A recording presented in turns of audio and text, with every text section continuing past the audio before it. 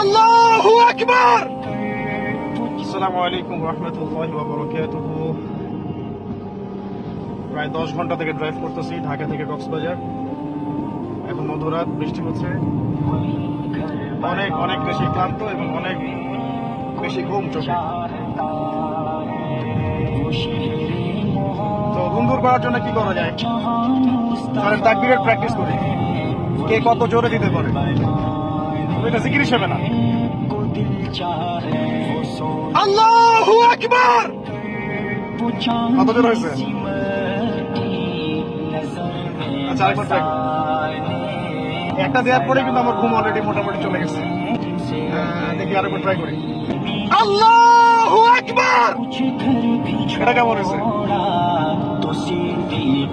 আচ্ছা, আরেকবার। আল্লাহু আকবার।